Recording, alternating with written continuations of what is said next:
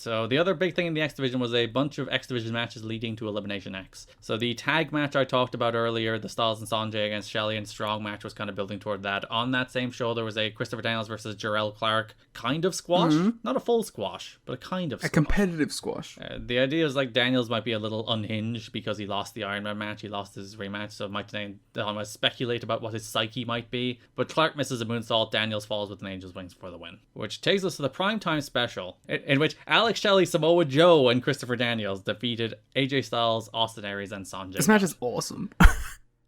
It's like an ROH, PWG, Dragon Gate, whatever you want to call it, 6-man, where they're doing a million things, everyone's bumping around and dying, and like you're about to say, the talent, and it is wild. Well, like, Alex Shelley, Samoa Joe, and Christopher Daniels versus AJ Aries and Dot. Like, this... How, you think about WWE during this era and think about the talent they could have had access to. And then you see a match like this, it's just like, this is just a mid-card X Division match. It's like, WWE had fucking Rob Conway on TV all the time. Con man. No, we don't want any of this. We need Heidenreich. We need Luther Reigns. We need all these guys. It's like, this is what was out there. Because they're big. Good lord. And even TNA weren't like making the fullest access. They were during this period, thankfully, though we don't have a ton of Aries and Strong. We only have a little bit of Aries and Strong. But man, just the names of the match. I love the like entrance of this when like, because Shelley, Joe, and Daniels are all wearing matching blue gear. But like, Shelley is like scared of Joe in the entrance, and he does his pose, but then he's like, make sure to get out of the way of Joe. Daniel should have been more scared of Joe, as it turns out. I liked that like the three heels were all kind of like iffy on each other. So like the main story of the match, aside from the moves, is that like Daniels and Joe are not getting along. So like Joe's going for the face wash, he does the first few of them, and then Daniels just blind tags himself in before he can actually do the proper face wash. Joe then angrily tags back in to face off with AJ. Every time AJ and Joe do anything in this era, it's like, oh, those two wrestlers have been tailor-made for each other from the ground up. This is what Daniels is really good at, is you get him in these kind of matches where he tells very subtle stories, and you're like, ooh, what's gonna happen from it? And then obviously it pays off for something more blatant and bigger, but like just little bits during the match which are like easy to miss sometimes. There's like, as I said, there's more obvious ones where it's like, oh, Daniels accidentally hits Joe with a high knee, and Joe accidentally clotheslines Daniels, which is a lot less subtle, not a little less subtle, but like, yeah, the little thing where it's like Joe is doing the face wash, a very obvious Joe move, and he does the first few, rake the boot across the faces, and then Daniels just tags himself in. It's like, that kind of obliviousness is great. And Daniels is also really good at like selling like the attitude of like it wasn't intentional, that like he was just doing his regular match stuff, like it wasn't him taking a shot, it was just him wanting to do whatever, like it was him trying to win the match in his own way.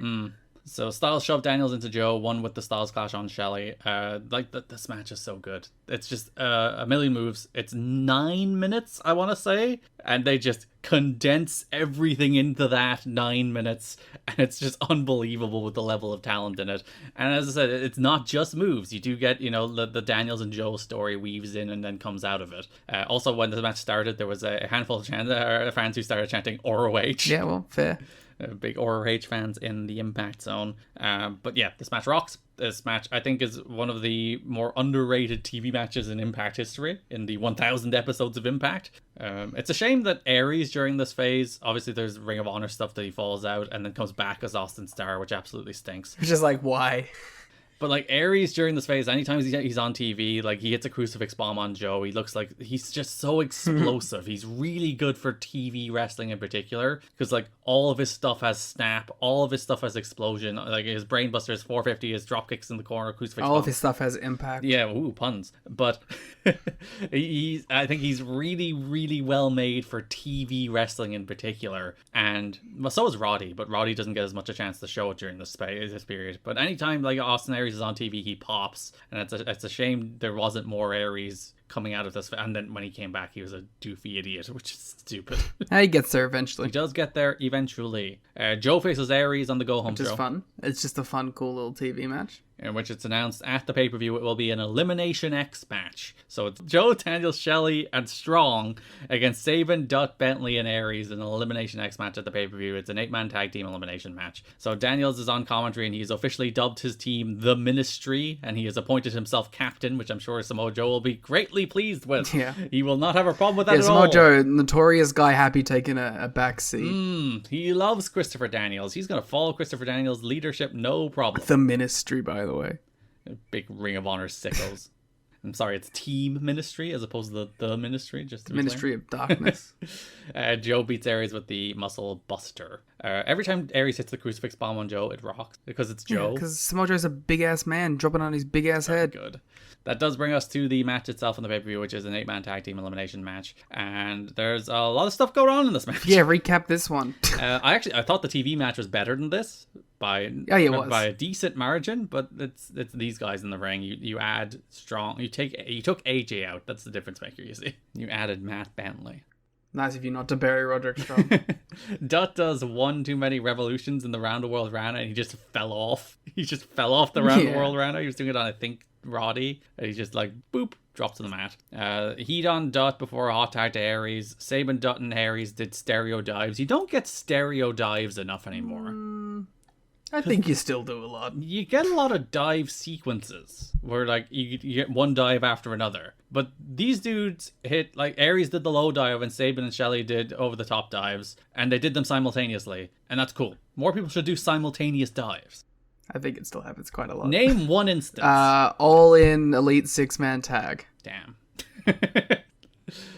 I was live at that show too. But you weren't watching. That's true. I was busy sending TNA tweets. Aries eliminates Strong with a brainbuster with an 450. Daniels then eliminated Aries with a roll-up. Shelley submits Dutt with the Border City stretch. Bentley then catches Shelley with a super kick for the elimination. Again, perfectly timed. He's really good at that. Bentley goes into a victory roll position on Daniels, but Joe plucks him off of Daniels' shoulders for the muscle buster and eliminates him with the King of Clutch, which is a cool setup for the muscle buster. And then the big dramatic finish. Joe goes to muscle buster Sabin, but Bentley, who was eliminated, grabbed Joe's leg from the floor and pulls him out. And Daniels, just as you said earlier, not like stealing the win or anything. Because Joe's been pulled out, he just steps in, hits the Angel's wings on Sabin, and wins. Daniels and Joe are your survivors. They win that elimination match 2-0, I guess.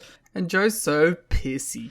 And because unlike the TV match where they do like a bunch of spots where they don't get along, like they did get along in this. There wasn't like periods in this. Yeah. They got along. Everything was fine. They won. Because they already established that there's like tension. They didn't need to re-establish it again. And they did do a backstage promo before this where franchise had Daniel, Shelley, and Strong, and Shelley was like, "We seem to be missing a person here, Chris." Shelley poking the bear. Yeah, they was like, "It's fine. Everything will be fine. We'll lead our ministry team to success. It's going to be good. Joe knows what we're doing. We're on the same page." So Daniels beats Sabin, doesn't steal the win, but Joe was going to win, and Daniels just followed up to score the win. Joe is not pleased. Joe is very, very mad. So Daniels tries to talk him down. He's like, "We won the match. Everything's fine." And then Joe beats the living shit out of Christopher Daniels. Mm-hmm. Joe smashes Daniels in the skull with a chair, which causes Daniels to bleed. Joe then kicks his head into the rail, hits a muscle buster, and it's awesome. As he's holding him in the muscle buster on the shoulder, Daniels' blood starts dripping down Joe's like shoulder and like breast area. So cool. Breast area? Yeah, your breast. Your Why did you say breast instead of chest? But, it's a particular like your breastbone. Fucking perfect. Wow, you make everything sex with you, isn't it? First it's Raven. Breast area? What are we doing? It is an area of your chest. Lee was like, "Do men have breasts?" Like, literally, what subject do men have breasts? Yeah, you have a breastbone. Okay. Bound for Glory was the cum episode, and this is the Liam is horny episode. This is the opposite of horny. No, it's fine.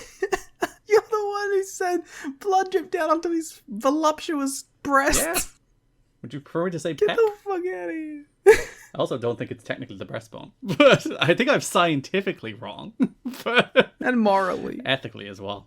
Fucking, yeah. This is like one of the cool, here's the blood towel. This is what we're fucking talking Yeah, about. Daniels bleeds on Joe's boobie, and then gets hit with a muscle buster.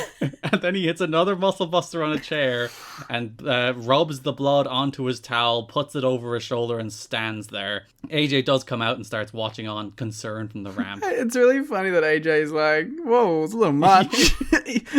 Even for hated rival Christopher Daniels. Yeah, AJ never tried to kill Daniels. He did just try to beat Daniels. He's like, whoa, man, taking it a bit far.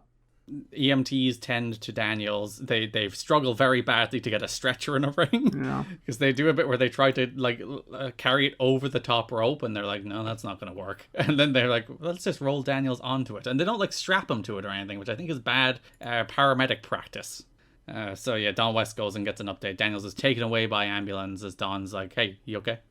Is he dead? Yes, is the answer. Has he bled out in a man's breast? Stop saying it. So yeah, that's the big this is a great angle that may not have worked because the crowd were like, fuck yeah, beat the shit out of Christopher Daniels. Because like from like a very traditional wrestling angle, I think they did everything right. They gave it a ton of time. Like I think the post match was like 8 minutes long. It wasn't the case where he did the turn and they cut away, or they didn't like stay on Daniels after he got the shit kicked out of him. They did all of like the little things you're supposed to do right here, other than the fact that the crowd were very into the fact that Samoa Joe was beating the shit out of Christopher Daniels. I think that comes from it being heel. I was going to say, I think it's a lot more, Joe's just too cool for his own good. Yeah, but if he was doing it to Shark Boy. Or, like, I think he'd get heat if he did it to AJ. Yeah. And I guess you didn't really get the sympathy you might have wanted on Daniels. Yeah, because Daniels is like a historic bastard. Yeah, he is a mean man. The idea is he's meant to be wronged here, and like he will do the comeback and it'll be fine. And they'll have one of the best TV matches in Impact history in April. You can look forward to that. I'm looking forward to that. Because their pay-per-view match is only like decent, and then they have that TV match, which is fucking awesome. But yeah, like good angle, really well executed, good match. Naturally leads us into AJ and Joe next month. They may have a good. You also get the AJ talking about it segment. Oh yeah, before the PD match, he's like, there is a code in the X division, and he broke that code. An unwritten code of respect. He's getting more like hick every time. A code of honor. Some might say it is a code of honor, but we don't use that word around here. It's a fight without honor. No, it's an insanity in the. What was the thing? It was insanity in the soundstage. We're going to insanity in the soundstage. We have a lot of sanity around here. We need some insanity. It was an obstruction of justice in Orlando. There's a lot of those, I think, in Florida. As a general rule. Yeah, it was a... shut up, I can do one more. Shut up. It was incarceration in the Impact Zone. Undertaking in Universal. Ooh, that's very good. I'm still thinking. I remember the one from the watch along now, which was a fracas in Florida. A fracas in Florida is a pretty good one. That's a pretty good one. That feels like that would have been like a 1986 NWA. Fracas in Florida? Yeah, big Dusty Rhodes main event in the fracas in Florida. Oh, that'd be awesome. That's like, it reminds me of, I absolutely adored Quake at the Lake. When AEW did that one for like, what was that? Was that Brody King, Darby Allin? I fucking loved Quake at the Lake. Quake at the Lake. What was the Jericho and Mox one? That had a name too, I think it? Was that Quake at the Lake as well? Might have been. Quake by the Lake, first of all. Of course. That's like in Long Island versus on Long Island. You're by the lake. You're not in the lake. In Minneapolis, Minnesota. Oh my god, the main event got 4 3/4 stars from Dave Meltzer, and yet he didn't give Sabu anything. What a cunt. What a bitch is. It was Darby and Brody in the coffin match, but it was also Moxley and Jericho. Oh, it was both. Yeah, it was Jade Cargill versus Madison Rayne. Whoa. Ricky Starks versus Aaron Solo. Dream match. Luchasaurus versus Anthony Henry. Why? And a match I actually think kind of rocks. Andrade and Rush versus the Lucha Brothers. Yeah, that's a good match. I remember I rewatched that show a couple of times actually because I was like, that's a good ass show.